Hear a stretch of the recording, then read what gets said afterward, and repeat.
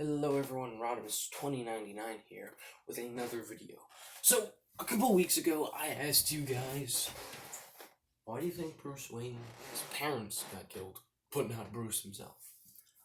A lot of you all said the same stuff that I was thinking. Oh, well, he's a kid. You wouldn't want to murder a kid. But there's a noticeable, and I mean noticeable, difference. Did they kill him in the Flashpoint Paradox? So I was actually questioning this. It wasn't just sort of a thing that I once thought about as a kid. It became something that kept on going on my mind. So I asked a bunch of you, what did you think? A lot of you responded, which I'm thankful that a couple of you responded. I also asked a bunch of my friends and fellow Batman enthusiasts. And there's really no solid answer. But I did spend a lot of time researching on comics. Why? And why were they even killed in the first place? So, taking a look at why they were killed in the first place, well, in most of them, it's a robber.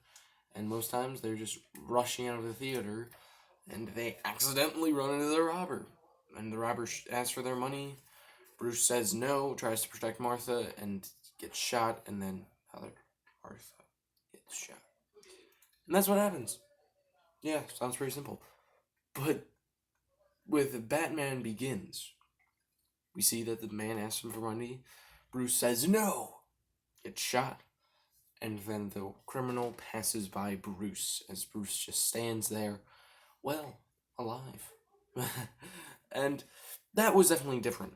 I was thinking, why would they do that? Come on. He's just walking away like it's nothing, not like that kid could go tell the police and follow him or something. It's not anything like that. In the Zack Snyder version of this, we see that his parents do get killed, and they are in most of the same comic book ways. Same with most of the Batman movies that talk about this. Even the Adam West cartoon does talk about this. Batman Year One does do that too. But one big difference is Jack Nicholson, Michael Keaton, Batman. In this one, the robber comes up and says, "Have you ever danced with the devil in the pale moonlight?" and then shoots him, but isn't wearing a mask at all. Most times they are wearing a mask, or they're in complete shadow to at least cover it.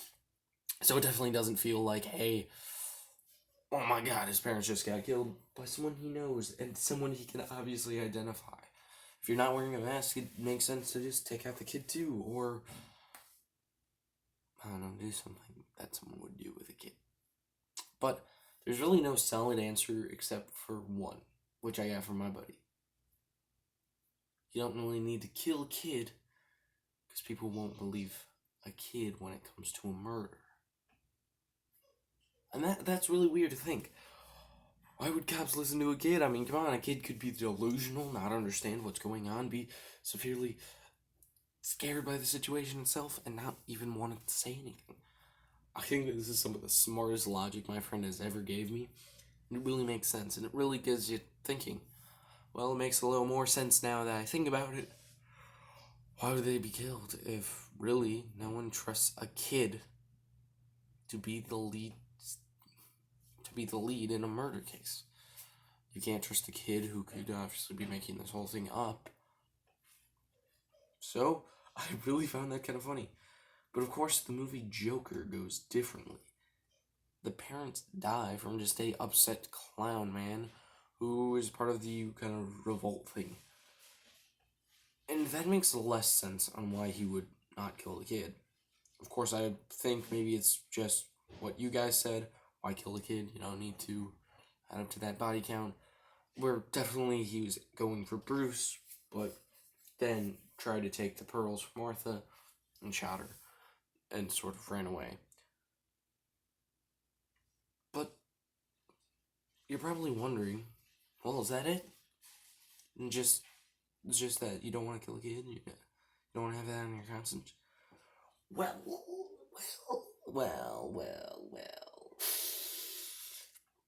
That's not the only time the Joker...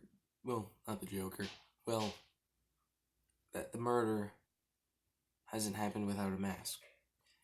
And most times that it happens without a mask is the one that I thought was the strangest. It's the one from the VR games. The VR games are definitely weirder, but in the Arkham game, the guy actually comes up to you and tells you stuff, talks to you. What? That always puzzled me. I really gotta thank you all for kind of giving your suggestions. I definitely think that it's the. There's no definitive answer. It's just sort of a guy needed money, and he knew that Bruce and Martha Wayne were very, very rich. I think that's definitely interesting.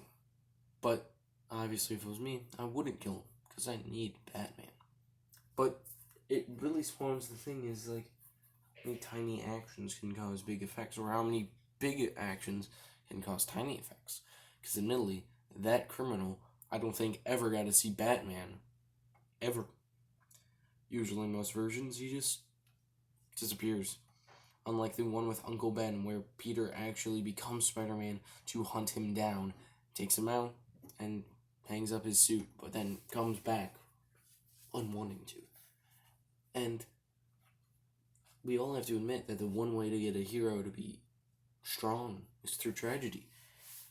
Who knows? Now, obviously, the Flashpoint Paradox takes a different way. Definitely different. Bruce dies instead. And, that spawns everything else. The whole Flashpoint series is really not, I don't think it's canon anymore. I definitely wish it was because it's my favorite story of Batman. But we see Thomas Wayne become Batman. And we see Martha Wayne become Joker. And that really causes the idea of why did he kill him? Why? Now, obviously, sometimes you could say, some people, like my friends who actually really enjoy that comic, say he gets killed because the guy was trying to rob him and he missed and he shot Bruce instead. So I definitely don't think that's out of the question that Bruce could get killed by the guy. Definitely not out of the question. But is it unlikely? Yeah, it's unlikely. I definitely don't think that this is something that needs to become a big discussion, but it just needs to be sort of like a think about it. Like, think about it. Come on, man. It's like so weird. But I'm definitely interested in what you think. Do you agree that cops won't trust a kid that much? I'm really sorry for not being able to do Film Friday on Friday. I was busy yesterday. 14 and a half hours of not being at your own home and not having any time to go home really sucks the life out of you.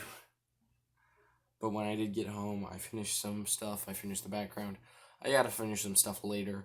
Today I gotta buy some lights, which there will be lights. And I gotta do a couple more little details that need to be in it to make this a really fun display. But I really hope that you are enjoying the look right now.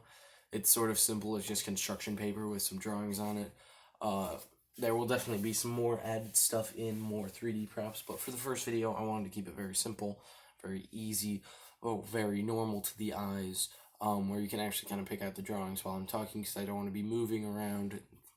Yeah. It's all very Pokemon themed. Just sort of thought that'd be a fun little theme, because whenever I think Halloween, I think kind of Pokemon. It's just kind of fun. That's all I really have to say about this subject. I really hope that you enjoyed this. I really want to talk more about this discussion because it's interesting. The origins of Batman are so different from any other origins. He's left completely abandoned and sort of formed by the darkness that is given to him by this guy. I think that's kind of interesting and kind of fun to talk about. So definitely stay tuned. Get ready to watch more videos and get also ready for the 13 spooky reviews and 13 spooky days. I might do another Film Friday tomorrow, but probably won't. Tomorrow will probably be a toy review, but next Friday will be a Film Friday, and maybe the day after that, Saturday, will be a Film Friday. But we'll see. I definitely gotta thank you all for watching. This is a really fun time. I will see you in the next video. Goodbye.